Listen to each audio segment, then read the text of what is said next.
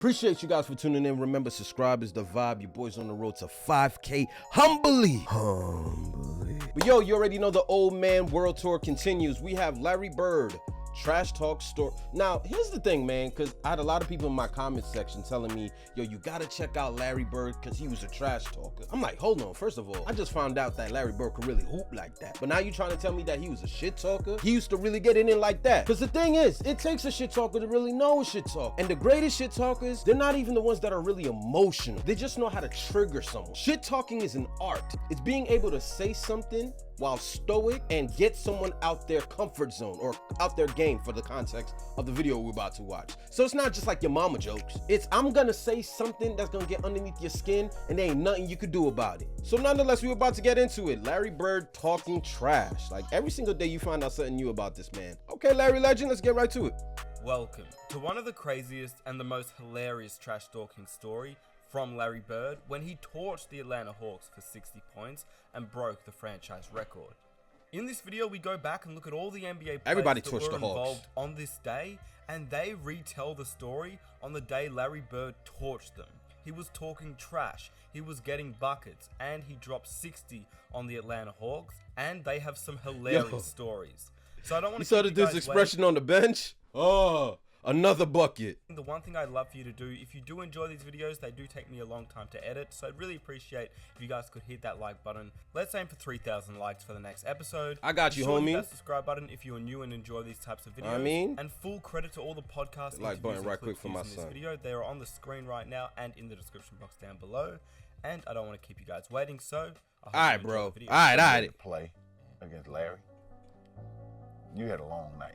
Well, you had the bird night. I had the bird night. Yeah, that was a tough night, man. Kevin McHale got 56. Kevin McHale had 56. I was just about to ask you, right? Larry Bird said, I'm breaking your record in New Orleans against Atlanta. Public. He said it public. I was like, oh, shit, no, not against us. Yeah. Crazy.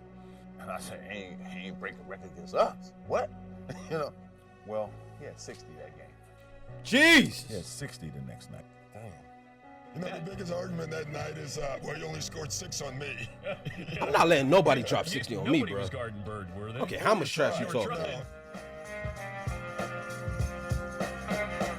You still in the intros?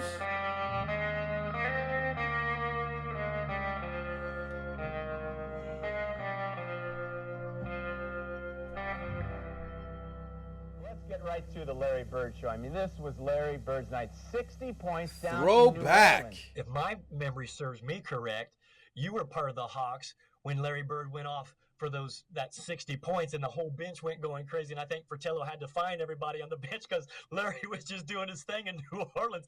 Could you share some of those stories with us? Because he was just unbelievable that night. Well, you know what? It all how it all come about was. McHale had scored 58 points the game before. Kevin McHale on the 3rd of March. Ain't no way y'all let two teammates go for 58 and 60 in the NBA, bruh. 1985 out of 56 Who's McHale? Against the Pistons on Sunday afternoon in Boston. Oh, he was at home against Detroit, and Kevin was having a great game where he was scoring. Was that the guy that coached the Rockets? It was a game where I had been playing well for a while and really had a flow where Kevin McHale. Oh wow! Up on the floor, you go through warm-ups. As soon as the game starts, now you feel like that's when you know you're the next gen. When you start to realize that coaches actually used to play in the NBA. I'm like, damn, that was a slow moment. Looks like it increases in size. Bro, my son was a bucket like that, 58? So when it does increase and you're playing well, you really enjoy it. Danny spins away from traffic. Short, tapped in McHale. Boy, what an offensive quarter. And the points just kept piling up, and I kept getting the ball in good situations and scoring it. Chief. McHale. Just these tip-ins. 41 points for Kevin McHale. Back to Kevin. Got it. 49 for McHale. Oh, so, okay. Larry had his own little Scotty. Okay. Yeah, I looked up on the board, and back in the old garden, they had the runner that went in the back there, and it said new Celtic team record. I was like, wow, I didn't know that was capable. I thought it was Havlicek, and they're great. I didn't even know you were Celtic, let alone breaking the Celtic record. Cool. and he had about 3 or 4 minutes to go in the game, and we were up by a pretty good margin, and he asked the coach to take him out. And Larry came up and said, hey, man, you got to roll and you got to stay in the game. If I get a chance, believe me, I'm not stopping. And so I said, that's all right. And I went over and sat down. I happened to be standing there, and I told him he better go for 60 because 56 is not enough. That will be broken. It lasted about 9 days. Larry talking like that? There I go, getting 56, feeling pretty good about myself. And towards the end of the game, I said, I'm going to come out a minute and a half or 2 minutes ago in the game. Larry said, were you crazy?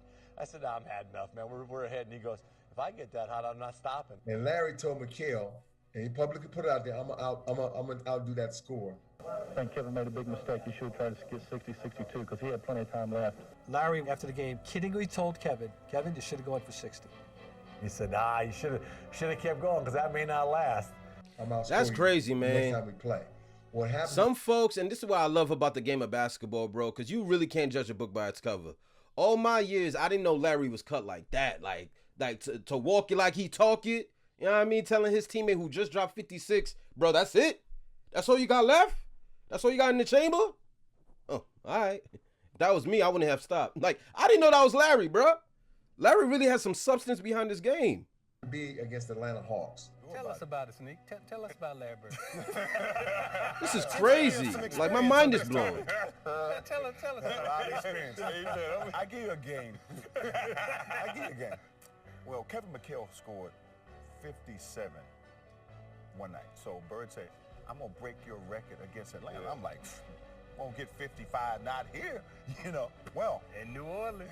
You were playing the Hawks, and it was one of those times they were playing some home games down in New Orleans. And it was in a neutral site, and I know that Larry was always telling the ball boys, hey, go find out the scoring record. As he was getting taped on the tape table, he would always say, hey, go find out the scoring record in this gym. Hell, it was a week or 10 days later, we're down in New Orleans, and he just got on fire. I walked on the court, and we're playing the Celtics. And he tells me, hey, big fella, you're in a little trouble tonight. Well, I was coming from Italy. I had a pretty good season, so I'm like, who does he think he's talking to? I'm the big dog. You don't get this. So he made a few moves. I stole the ball from him. I went down, took off, dunked fast on break. Boom. Oh, and Hey! He has some talent. I mean, he's way up. This is my son Arms. Taken away by Antoine Carr. Mr. Fantastic, bro. 3-on-2 Carr all the way. He jams. Antoine Carr. Yeah, baby Hawks. That was him? My behind. Hey! And I'm running my mouth, which I shouldn't have done. I guess I got him fired up. And then Dominique obviously got him fired up.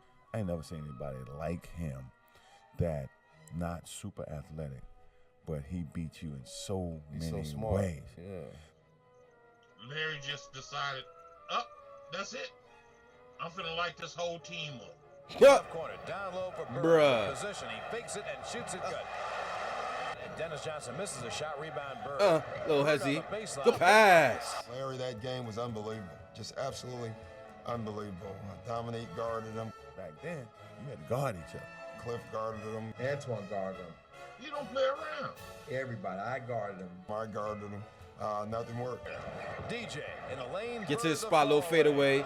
Nice touch. You were so relaxed when you played basketball. There was something about you. You just enjoyed playing basketball. I knew that. But you like to talk, you talk some trash. A lot of people don't realize Larry was a big trash talker. Because a lot of people back then, there was no social media, so you just saw what he would produce. You'll and pull you'd up. see the stats, in the paper. But man, Larry would talk some trash and then back it up and tell you exactly what he's going to do and then do it right on you. Huh? Well, see, This is so crazy, bro. Like, I feel like I'm listening to Michael Jordan's. I feel like I'm listening to players describe Michael Jordan. Yo, I've never heard of Larry Bird being a trash talker, but with the videos that I've been reacting to and some of the highlights I've been watching, like, he was really cut like that, man. You know what I mean? I say it's not trash talking, because he's actually doing it to you. He's letting you have it. Up high is Parrish. Off to Bird. Pull up, Jay. It's good. Left wing Wedman down low. Bird. He gets too away easy. from the steal. The layup Kiss is off the good. glass. Corner Bird. Backs in. Posted up Bird. Bruh. Takes the jumper and Little hits it. fadeaway. When a guy is literally coming up the court, calling his shots, And, you know, Bird talked a lot of trash. We're on the free throw line, and he's like, he literally says, this next play, when we come out, left side, across the three. This spot, and I'm going to bust you right in your face. Bruh. Right? You come out, that spot, bruh, shoot, game over. And you're listening to him, that's a tough feeling. And, yeah, and so it was a bad night. And just super smart basketball. But he had the heart of a lion, man. Yeah. Forget about his scoring attributes and his IQ. His toughness, competitiveness was unmatched. Second to none. Takes the jumper and hits it again. Ray Williams down low. Get to his spot. Bird had his spots now. Drills it again. He's unbelievable. 5 remaining in the third. Pull up 3 ball. Got it again, a 3-pointer. You're seeing the greatest in the game, Larry Bird. I mean, everybody was entertained. Look at the front row seats, bro. The guys on the Atlanta bench. They got fined for that, I heard. Yeah. Watch by this. Even Yeah. the guys on the Atlanta They bench. got fined for that, I heard. Yeah. Watch this. Watch the reactions on the Atlanta bench. You see Scotty Hastings up there put them. laughing. Yeah. When you get, Now watch. It's like, watch come Cliff on. Livingston What? Come over here. I think this is Cliff. Oh. He makes a jump shot, and the Atlantic players are high-fiving each other like, man, this guy's so hot. Johnson, a lead for Bird. They want him to keep Like he's scoring. cornered, Bird bro. takes the jumper and hits it again. Bird has 54. He was so hot that he was shooting threes with his left hand. I'm like, He would tell you he's going to shoot the ball off the glass on the right side, and you know, I'm guarding him like the hell if you are. I'm on him like glue. Like he owed me $20. I'm following him everywhere. He went down, set a down screen, set a cross screen, set a back screen. I said, okay, he's away from the place I ain't worried about. Next thing you know, I get a back screen. I'm fighting over the back screen, trying to get there. He gets the ball. He looks at me. Too late. Shoots off the glass. I mean, Larry was one of those guys who was slow, but you know what? He knew how to play the game before you even got to him. I ain't gonna front. You seen in today's basketball, man, it'd be the slow white boys that just, you watch today's basketball, you look at Luka, you look at Joker. Joker's a 2-time MVP, just won a championship. Luka, they're calling him Baby Bird. Like, I just don't, like, it's not all about just athletic ability. Like, you know what I mean? Like, sometimes it's fundamentals. Sometimes it's skill. It's technique. Like, a dude like Larry Bird, I ain't gonna front. He looked like he was athletic. I don't know what they talking about, but nonetheless, considering that they had to guard him, how do you let someone that's unathletic drop 60 on you? Jumping off. Yeah, our bench was celebrating.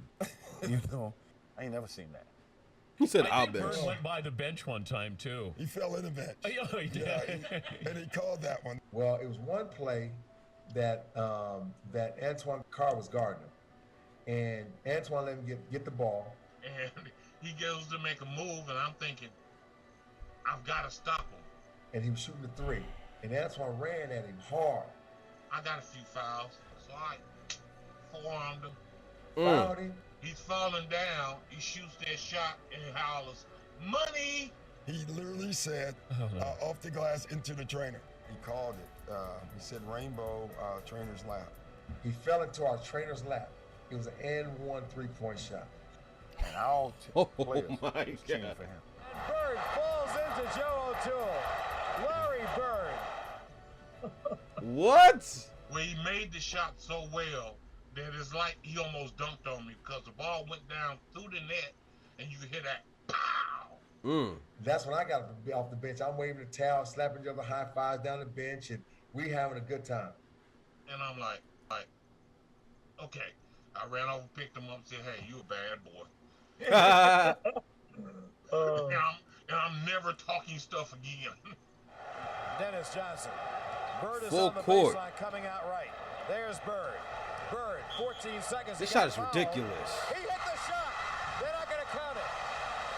And Bird falls into Joe O'Toole.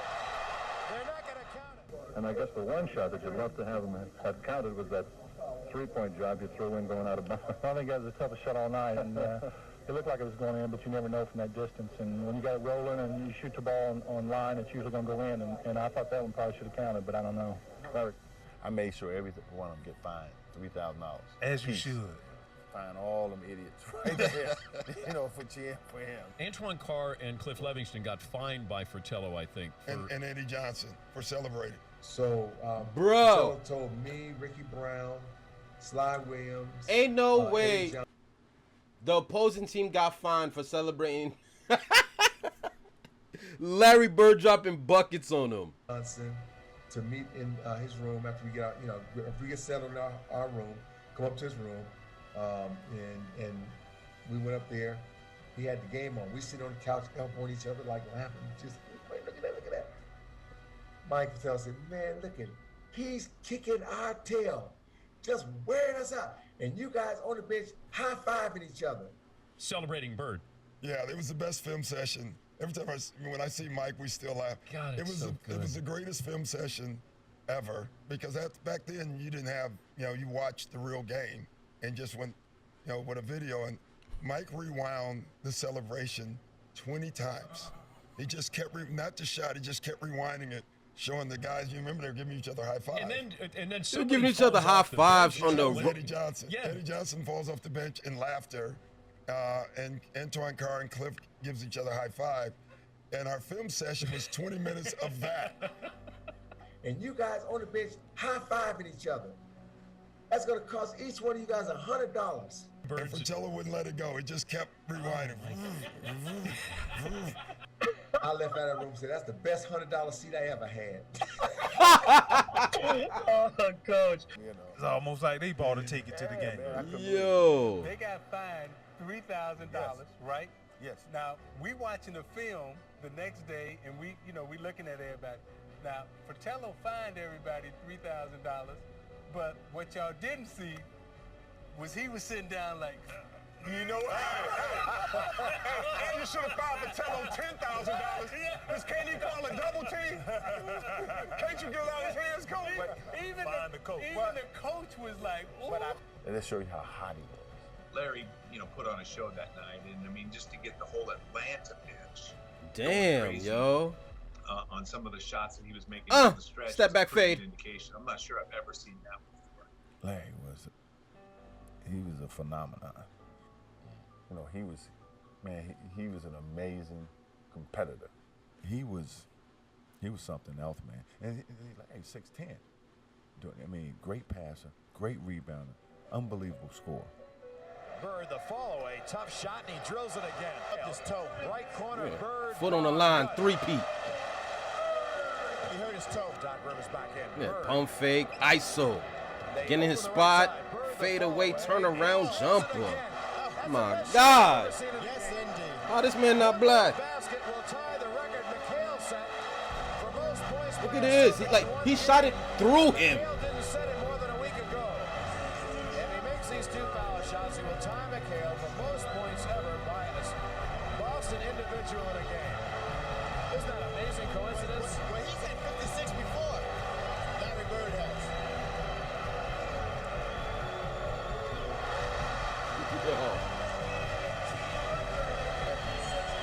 Bird has 55. He can tie the record with 56. Amazing. He does. It taught me when you got guys like him, Michael Jordan, those guys that have that next gear, don't get them started. Don't get him started. Larry's like, "I'm not giving it up." Oh, man. He went for 60. Yeah, right there he told me. Right there he looked at me and said, "I told you I wasn't stopping." But I tell you, when we were doing at the end of the game, we were trying to get him the ball. He just saying, "Keep on going, Larry." But the funny thing was, he was shooting, and I happened to notice the Hawks players on the bench. They had towels over their heads and stuff like that. So when a guy gets that hot and you're his teammate, all you can do is laugh. I mean, it's hilarious. He's taking the worst shot. He shot 1-on-5 on that clip, that moon ball. Like he would never shoot a 1-on-5 shot. He was thinking about winning. Like that shot's 1-on-5. Bruh.